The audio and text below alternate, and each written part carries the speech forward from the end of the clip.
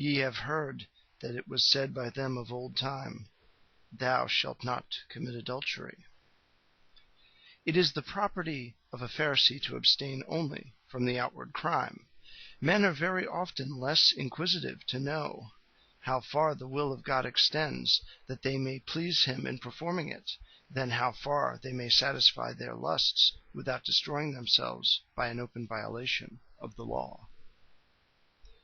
But I say unto you, that whosoever looketh on a woman to lust after her hath committed adultery with her already in his heart. Christian righteousness is the righteousness of the heart. Concupiscence or charity renders the use of the senses good or evil.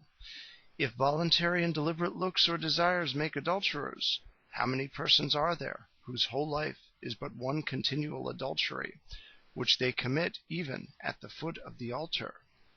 Men would abhor to commit one external act before the eyes of men in a temple of stone, and yet they are not in the least afraid to commit a great number of them in the temple of their own heart and in the sight of God.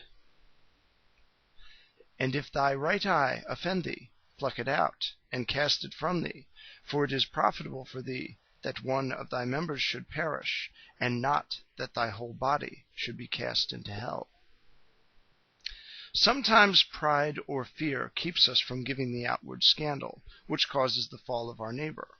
But we do not at all watch over our own heart, to avoid the inward scandal or offense which make us fall ourselves. Let us tear up our evil desires and our corrupt will, and we shall then pluck out our eye, by preventing the bad use which that causes us to make of this. One cannot pluck out an eye without pain, nor without violence, much less an evil inclination which corrupts the heart. Nothing but thy grace, my God, can perform this necessary and difficult operation. Would to God the sinner would often make the comparison which our blessed Saviour causes us here to make of the vain and transitory pleasures of sin with the inconceivable and eternal pains of hell. And if thy right hand offend thee, cut it off, and cast it from thee, for it is profitable for thee that one of thy members should perish, and not that thy whole body should be cast into hell.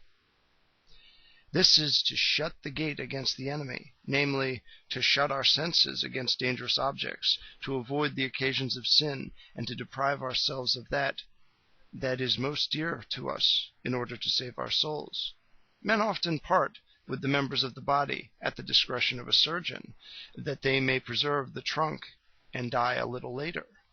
And yet they will not deprive themselves of a look, a touch, a small pleasure, to save the soul, and secure themselves from dying eternally. It is not enough to shut the eye, nor to stop the hand. The one must be plucked out, and the other cut off. Neither is this yet enough. We must cast them both from us. Not one moment's truce with lust. It must be rooted up and destroyed. But alas, the end of this work is not to be seen in this life.